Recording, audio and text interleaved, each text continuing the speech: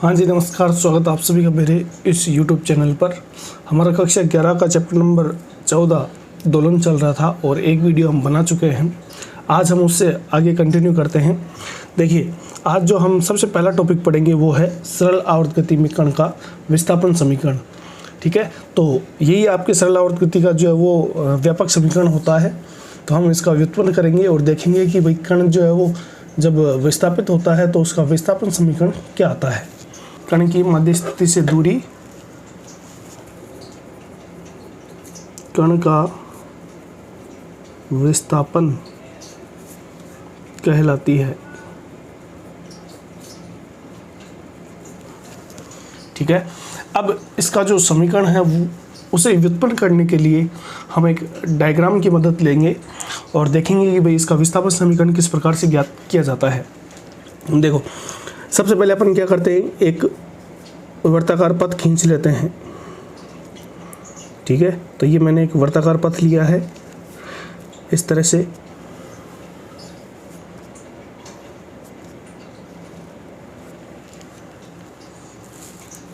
ठीक है, अब इस वृत्त का जो सेंटर पॉइंट है वो ये है O।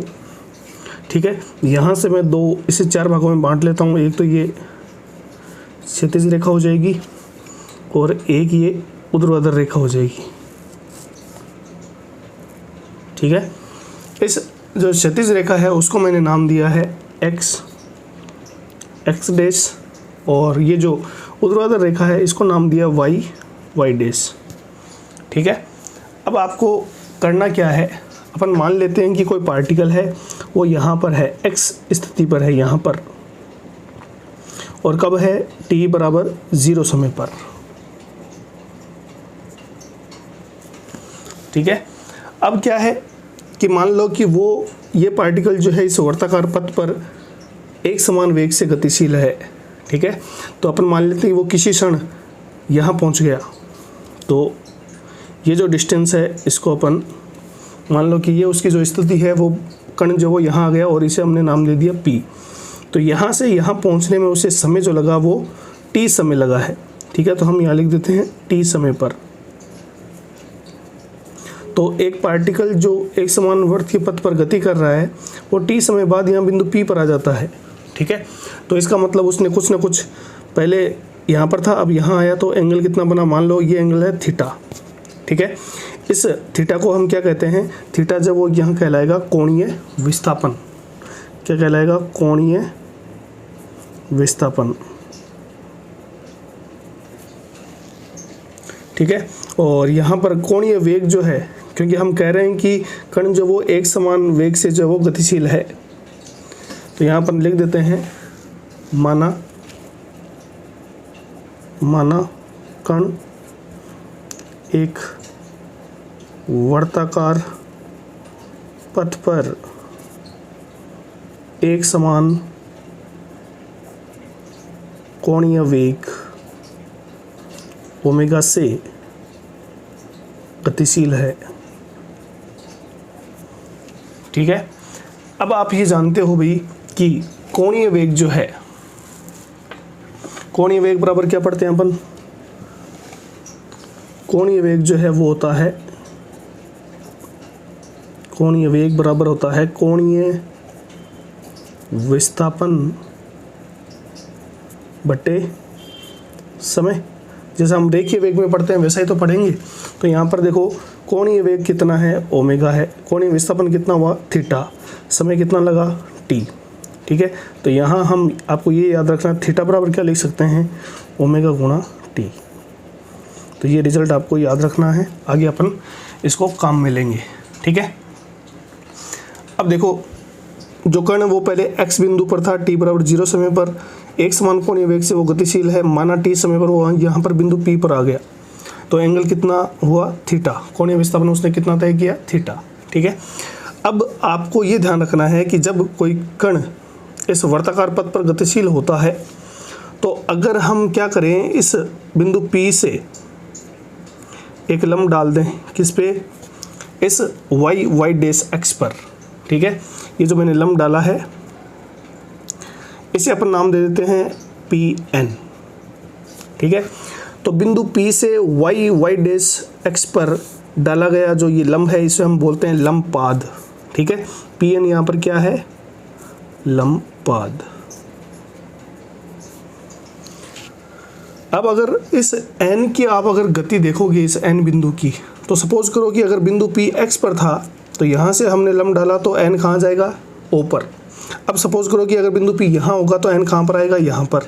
अब P पर है तो यहाँ आ गया। अब जैसे जैसे P बढ़ेगा वैसे वैसे इस n की गति भी तो बढ़ेगी, और जैसे ही आपका ये बिंदु जो है जो वर्ताकार पथ पर गतिशील है ये y पर पहुँचेगा तो n भी कहाँ पहुँच जाएगा, y पर। अब आगे देखो, जैसे जैसे ये बिंदु आगे बढ़ता जाएगा तो ये जो लंबपाद आपने डाला है वो वापस कहाँ आता जाएगा, नीचे की ओर आता जाएगा। ठीक है, और जैसे ही ये बिंदु वर्ताकार पथ से यहाँ x डैश पर पहुँचेगा ये n वापस कहाँ पहुँच जाएगा, O पर पहुंच जाएगा। और जैसे जैसे x डैश से ये कण y डैश की तरफ बढ़ेगा तो ये लंबपाद भी वापस कहाँ से बढ़ेगा, यहाँ आता जाएगा। और y डैश पर पहुंचने पर n भी कहाँ जाएगा, इस तरह आ जाएगा। और y डैश से जब ये पार्टिकल वापस यहाँ आएगा तो ये n बिंदु कहाँ चला जाएगा, यहाँ चला जाएगा। समझने वाली बात यह है कि जब ये कण वर्ताकार पथ पर गतिशील होता है तो इस कण का जो लंबपाद बिंदु है वो इस y अक्ष पर O बिंदु के सापेक्ष क्या करता है भाई, सरल आवर्त गति करता है। ठीक है, तो आपको पता कैसे करना है, यहाँ से लंब डालते जाएं। जब बिंदु यहाँ पर है तो ये n बिंदु यहाँ पर होगा, यहाँ पर होगा तो n बिंदु यहाँ होगा, कण यहाँ होगा तो n बिंदु यहाँ पर होगा, और ये कण यहाँ आ जाएगा तो n यहाँ आ जाएगा। अब जैसे यहाँ से यहाँ पहुँचेगा तो n वापस नीचे आना शुरू हो जाएगा। यानी आप ये देख सकते हो कि ये लंबपाद की जो गति है वो O से पहले जाएगा ऊपर की तरफ मैक्सिमम, फिर वापस जो है वो आएगा नीचे, फिर वापस जाएगा मैक्सिमम, और जब कण यहाँ पहुँच जाएगा तो ये पार्टिकल यहाँ आ जाएगा। ठीक है, तो कहने का मतलब ये है कि जब कोई कण वर्ताकार पथ पर वर्तीय गति करता है तो उसका लंबपाद बिंदु जो है वो वर्त के केंद्र के सापेक्ष सरल आवर्त गति करता है। ये चीज़ आपको ध्यान रखनी है अभी। तो हाँ जी, उम्मीद है जो मैंने आपको बताया वो समझ आया होगा। वो मैं लिख देता हूँ यहाँ पर। यहाँ क्या लिखेंगे, जब एक कण किसी वर्ताकार पथ पर एक समान वेग से गतिशील होता है तो कण का लंबपाद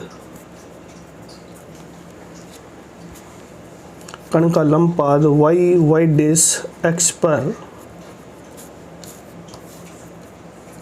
O बिंदु के सापेक्ष सरल आवर्त गति करता है, सरल आवर्त गति करता है। ठीक है, तो ये चीज़ आपको ध्यान रखनी है भाई। तो समझाने वाली बात मैंने बता दी है कि जहाँ जहाँ आप कण की स्थिति ले रहे हो वहाँ से लंब डाल दो, तो जैसे जैसे आपका कण आगे बढ़ता जाएगा वैसे वैसे ये n बिंदु भी बढ़ता जाएगा। तो कण तो गति करेगा इस वर्तीय पथ पर, जबकि ये जो आपका लंबपाद है वो इस y डैश अक्ष पर गति करता रहेगा बार बार। जैसे जैसे ये एक चक्कर पूरा होता जाएगा इसका भी एक चक्कर यूँ चलता रहेगा। तो ये O बिंदु के सापेक्ष जो है वो सरल आवर्त गति करता रहेगा। ठीक है, तो ये चीज़ आपको ध्यान रखनी है। अब हमें क्या करना है भाई, हमें तो इस कण का जो है वो विस्थापन समीकरण निकालना है। तो विस्थापन समीकरण निकालने के लिए हम क्या करेंगे, तो ये एंगल अगर थीटा है तो आप जानते हो कि दो समांतर रेखाओं को जब एक तिर्यक रेखा काटती है तो ये एंगल भी क्या होगा, एक समान होगा। तो इस एंगल की भी वैल्यू कितनी होगी, थीटा होगी। अब मान लो कि जो कण लंबपाद n बिंदु है ये डिस्टेंस कितनी है, हम मान लेते हैं y। इसने जब कण जो है वो इस वर्तीय पथ पर गति कर रहा है तो इसका लंबपाद जो है वो उसने कितनी गति की, y गति की। कब, जब कण कहाँ पर है, बिंदु P पर है। ठीक है, तो ये अपना एक त्रिभुज बन जाएगा भाई। ठीक है, और एक लंब जो वो आप यहाँ से डाल दे बिंदु P से कहाँ पर, x एक्सिस पर, और इसे आप नाम दे दें भाई m। ठीक है, तो ये वाली जो डिस्टेंस है इसको अपन मान लेते हैं कितनी है, x है। तो सबसे पहले हम बात करेंगे त्रिभुज OPN की। त्रिभुज OPN में, त्रिभुज OPN में क्या जाएगा भाई, तो देखो ये रहा थीटा, हमें ये लेना है y, ये तो क्या है लंब, और ये क्या है कर्ण है। तो ये देखो जो OP है, OP क्या होगा भाई, OP जो वो अधिकतम विस्थापन होगा, यानी ये जो लंबपात बिंदु है O से कहाँ तक जा सकता है, मैक्सिमम Y तक जा सकता है। और ये डिस्टेंस और ये वाली जो डिस्टेंस है वो क्या होगी, बराबरी तो होगी। क्यों? क्योंकि ये क्या है, ये इस वृत्त की त्रिज्या है भाई। तो ये OP, ये OX, OY, OX dash, OY dash या कहीं से भी आप खींचोगे तो ये सारे क्या होंगे, बराबरी तो होंगे। तो एक पार्टिकल जो है वो मैक्सिमम कहाँ जा सकता है, O से Y तक। ठीक है, ये क्या हो जाएगा, इसका अधिकतम विस्थापन हो जाएगा। ठीक है, और सरल आवर्त गति में कण का अपनी मध्य स्थिति से अधिकतम विस्थापन को क्या कहते हैं, आयाम कहते हैं भाई, एम्पलीट्यूड कहते हैं। तो आपको ये ध्यान रखना है, यहाँ पर OP क्या है, A है, और A का मतलब एम्पलीट्यूड यानी अधिकतम विस्थापन, इसी को क्या कहते हैं, आयाम कहते हैं। ठीक है, OP की वैल्यू कितनी ले ली अपन ने, A ले ली है। अब त्रिभुज OPN में हम क्या लेंगे, हम लेंगे भाई साइन थीटा। साइन थीटा क्या होता है, लंब बटे कर्ण। साइन थीटा क्या होता है, लंब बटे कर्ण। तो लंब कितना है, लंब आपके है ON, तो ये लीजिए ON, और कर्ण कितना है OP, तो ये आ जाएगा OP। ठीक है, अब इसकी वैल्यू जो वो पुट कर दो तो क्या आ जाएगा, साइन थीटा बराबर ON की वैल्यू है स्मॉल y और OP की वैल्यू कितनी है A। ठीक है, तो यहाँ से अपने पास समीकरण आ जाएगी y बराबर A साइन थीटा। y बराबर वैल्यू कितनी आएगी भाई, y बराबर वैल्यू आ जाएगी आपके पास A साइन थीटा। ठीक है, और अभी आपने पढ़ा था कि थीटा बराबर हम क्या रख सकते हैं, ओमेगा टी। तो ये हो जाएगी समीकरण नंबर 2। तो 1 व 2 से y, तो ये y किसका पद है भाई, t के पदों में है। तो y बराबर हम ऐसे लिख देंगे इसको, क्योंकि ये t का फलन है, तो y बराबर क्या लिख देंगे, a साइन, और थीटा की जगह क्या लिख सकते हैं, ओमेगा टी। तो आपको ये समीकरण याद रखना भाई। अगर आपसे पूछ ले कि सरल आवर्त गति कर रहे कण का विस्थापन समीकरण क्या होगा, व्यापक समीकरण क्या होगा, तो y बराबर a साइन थीटा, और थीटा की जगह हम क्या लिख सकते हैं, ओमेगा टी। तो ये समीकरण बड़ा इंपॉर्टेंट है, आपसे एग्जाम में पूछा जा सकता है, तो इसका डेरिवेशन आपको याद रखना है। सेम इसी प्रकार हम इस x वाले के लिए भी निकाल सकते हैं भाई। ठीक है, अगर हम x की दिशा में, आपको ये y वाला याद रखना है। ठीक है, अगर x वाला निकालना चाहें तो हम क्या कर देंगे, यहाँ पर ये वैल्यू निकालनी है तो आप क्या कर लेना, कोस थीटा निकाल लेना। तो x बराबर आ जाएगा आपके पास a कोस थीटा। ठीक है, तो अगर आपसे पूछा जाए कि सरल आवर्त गति कर रहे कण के लिए व्यापक समीकरण क्या है, विस्थापन समीकरण, तो वो क्या हो जाएगी, y बराबर a sine omega T. T समय है, ओमेगा कोणीय वेग है, a क्या है, अधिकतम विस्थापन है, इसी को क्या कहा जाता है, आयाम कहते हैं भाई। ठीक है, तो ये डेरिवेशन आपसे एग्जाम में पूछा जाता है। इसी समीकरण को व्यापक रूप में भी लिखा जाता है, तो एक लाइन वो और अपन लिख लेते हैं।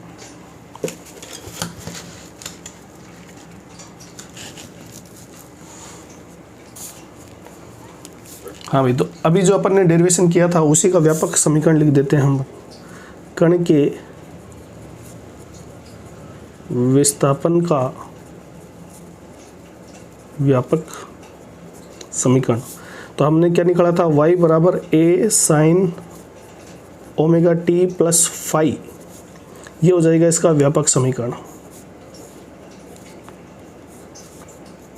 ठीक है, तो ये आपको ध्यान रखना है, इम्पोर्टेंट लगा लेना इसको। आगे हम जितनी भी चीज़ें करेंगे वो इसी को देखकर ही लिखेंगे भाई। ठीक है, अब देखो, इस अगर कोई कण जो है वो सरल आवर्त गति करता है तो हम उसका ग्राफीय निरूपण भी उसको हम दर्शा सकते हैं भाई। ठीक है, तो हाँ जी, देखिए सरल आवर्त गति में कण के विस्थापन का जो ग्राफीय निरूपण है वो किस प्रकार से हम दिखाएंगे। अभी हमने जो समीकरण निकाली थी वो ये पढ़ा था हमने, y बराबर a sine omega T plus phi. Phi जब यहाँ पर क्या है, कला कोण कहते हैं इसे, क्या होता है अपन आगे पढ़ेंगे, फिलहाल आप एक बार लिख लें इसे, कला कोण। ठीक है, अब इसके ग्राफीय निरूपण के लिए हम मान लेते हैं, माना फाई जो है यहाँ पर कितना है, 0। ठीक है, अब अगर फाई 0 है तो y बराबर क्या आ जाएगा, a साइन ओमेगा टी। इसे दे दो समीकरण नंबर 1। अब देखो हमने पढ़ा है कि कोणीय वेग, हमने क्या पढ़ा है, कोणीय वेग ओमेगा बराबर होता है थीटा बाई टी। तो अगर मान लो कोई कण वर्ताकार पथ पर एक चक्कर काट रहा है, एक चक्कर लगाएगा, तो उसका एंगल कितना हो जाएगा, उसका एंगल होगा 2 पाई, यानी 360 डिग्री के एंगल पर वो घूम जाएगा। जैसे मान लो कि कोई कण जो है वो ये वर्ताकार पथ है, ठीक है, यहाँ से चला और वापस यहीं आ जाता है, तो एंगल कितना बना, एंगल बनेगा 360 यानी 2 पाई। और आपको पता है कि कोई भी कण जब एक चक्कर पूरा करता है तो उसमें लगा समय जब वो आवर्तकाल कहलाता है। तो थीटा तो जब 2 पाई होगा तो टी क्या हो जाएगा, कैपिटल टी आवर्तकाल हो जाएगा। इसका मतलब जहाँ ओमेगा है वहाँ हम क्या लिख सकते हैं, 2 पाई अपॉन टी, ठीक है। तो ये हो जाएगी समीकरण नंबर 2। तो 1 व 2 से, 1 व 2 से क्या जाएगा भाई, 1 व 2 से हमारे पास आ जाएगा समीकरण नंबर y बराबर a साइन ओमेगा की जगह हम क्या लिख सकते हैं, 2 पाई अपॉन कैपिटल टी, और क्या आ जाएगा स्मॉल टी। तो ये हो जाएगी समीकरण नंबर 3। अब देखो आपको क्या करना है, इस स्मॉल टी का मान रखते जाना है, तो आपके पास y की वैल्यू आती जाएगी, ठीक है। तो हम देख लेंगे कि भाई इसका ग्राफी निरूपण जो वो किस प्रकार से होगा। तो इसके लिए आपको क्या करो, एक आपको सारणी बनानी है यहाँ पर। तो सबसे पहले हम यहाँ जो कॉलम बनाएंगे वो लिखेंगे स्मॉल टी, दूसरा कॉलम हो जाएगा हमारा ओमेगा टी बराबर यानी 2 पाई कैपिटल टी गुणा स्मॉल टी, तीसरा कॉलम हो जाएगा साइन ओमेगा टी, और चौथा कॉलम हो जाएगा y बराबर a साइन ओमेगा टी, ठीक है। तो सबसे पहले हम t की वैल्यू जो वो क्या रखते हैं, 0 रखते हैं। तो जब t 0 रखेंगे तो यहाँ भी 0 होगा, तो ये वैल्यू क्या हो जाएगी 0। और साइन ओमेगा टी की वैल्यू कितनी होती है, तो ओमेगा टी का मान यहाँ है 0, तो यहाँ रखोगे तो भी क्या आएगा 0। यहाँ वैल्यू पुट करोगे तो कितना आएगा भाई, यहाँ भी आ जाएगा 0। इसका मतलब जब t 0 होता है तो y भी कितना होगा, 0 होगा, ठीक है। अब आगे देखो, अब हम t की वैल्यू क्या रखते हैं, t/4 रखते हैं भाई, t/4, क्योंकि कण जब वो वर्ताकार पथ पर ही तो घूम रहा है, तो इसको हमने इस पूरे चक्कर में लगा समय कितना है, कैपिटल टी है, तो इसको 4 भागों में बांट दिया है।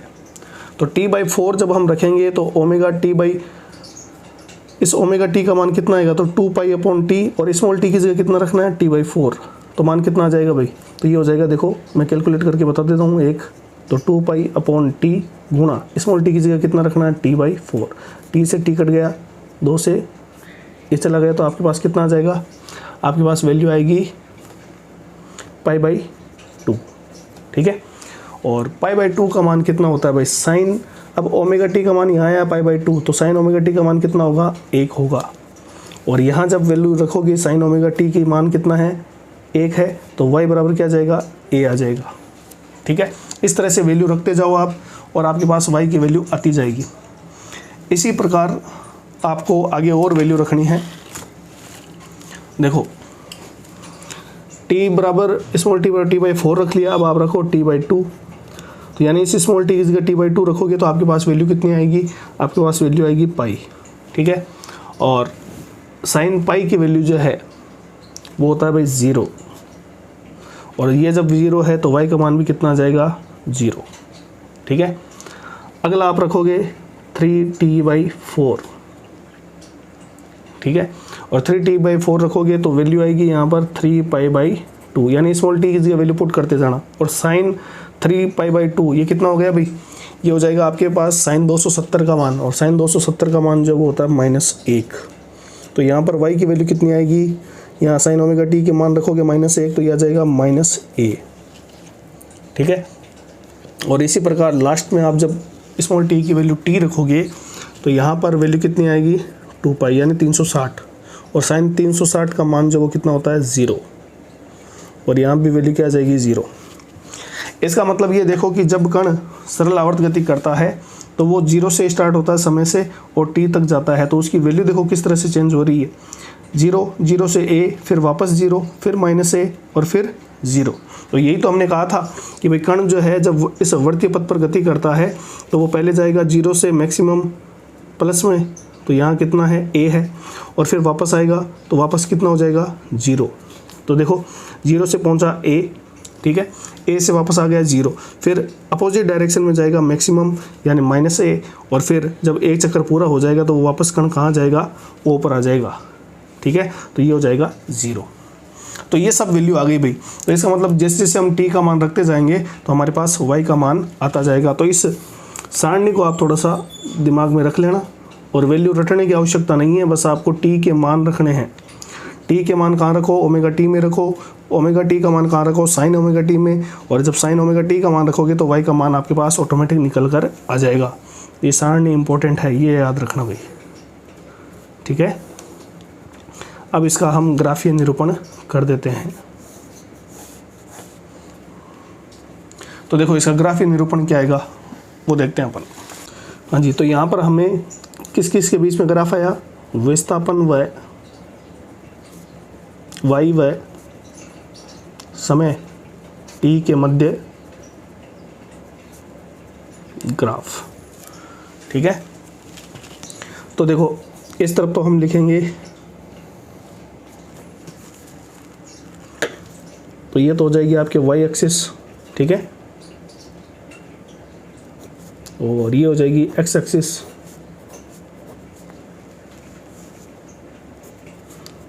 तो x एक्सिस जो है वो किसको व्यक्त कर रही है भाई, वो व्यक्त कर रही है आपके समय को, समय स्मॉल t, और इसको अपन ने कितने भागों में बांटा है, इसको अपन ने बांटा है 0, फिर यहाँ मान लो t/4, ठीक है, उसके बाद आ जाएगा आपके पास t/2, उसके बाद आ जाएगा 3t/4, और ये आ जाएगा t। इस तरह से 4 भागों में बांटा है। और देखो अब आपको उस विस्थापन, मैक्सिमम विस्थापन कितना भाई, मैक्सिमम विस्थापन तो a है, ठीक है, तो इधर भी क्या हो जाएगा, ये मैक्सिमम विस्थापन a, और इस तरफ भी कितना आएगा मैक्सिमम विस्थापन, वो भी a ही आएगा अपोजिट डायरेक्शन में, तो ये कितना हो जाएगा, ये हो जाएगा -a।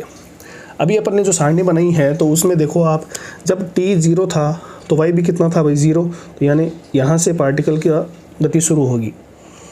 जब t/4 था तो विस्थापन कितना हो रहा था, मैक्सिमम हो रहा था भाई, यानी कण जो है वो जैसे जैसे आगे बढ़ेगा समय के साथ उसका विस्थापन बढ़ता जाएगा।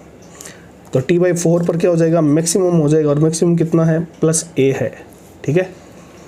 अब जब t/2 की तरफ आते हैं तो हमने देखा कि t/2 पर विस्थापन कितना होता है, 0 होता है, तो ये समीकरण जब वो कुछ इस तरह से चली जाएगी, यानी 0 से जब हम t/4 पर जाएंगे तो विस्थापन आएगा मैक्सिमम, और t/4 से जब t/2 की तरफ चलेंगे तो विस्थापन वापस कितना हो जाएगा, 0। अब आप देखो उस समय सारणी में जब 3t/4 पर आता है टाइम, तो विस्थापन जो है वो क्या होगा, मैक्सिमम होगा, यानी आपके पास वैल्यू कितनी आ रही थी, -a आ रही थी भाई, तो ये चला जाएगा यहाँ पर -a की तरफ, ठीक है। और जैसे ही टाइम जो है वो कैपिटल T होता है तो वापस विस्थापन कितना हो जाता है, 0, ठीक है। तो इसका मतलब जब एक कण सरल आवर्त गति कर रहा होता है तो उसके विस्थापन और समय का ग्राफ जो है वो कुछ ऐसा आता है, यानी आपको ज्यावक्रीय ग्राफ जो है वो प्राप्त होता है, ठीक है। तो ये आपके सरल आवर्त गति कर रहे कण का विस्थापन का समीकरण है, विस्थापन का ग्राफीय निरूपण। तो यहाँ लिख देते हैं ग्राफीय निरूपण, ठीक है। और ये कौन सा है, क्योंकि हमारा जो समीकरण था भाई वो y = a sin omega t था, तो ये ज्यावक्रीय ग्राफ है। इसमें क्या होगा, 0 पर विस्थापन 0, t/4 पर मैक्सिमम, t/2 पर 0, फिर अपोजिट डायरेक्शन में 3t/4 पर मैक्सिमम, और t पर वापस क्या हो जाएगा, 0, जो अपन ने उस सारणी में निकाला था भाई। तो इम्पोर्टेंट टॉपिक है, एग्जाम में आने की संभावनाएं पूरी रहती हैं। तो उम्मीद करता हूँ आज की क्लास आपको समझ आई होगी। मिलते हैं अगली क्लास में, तब तक के लिए धन्यवाद।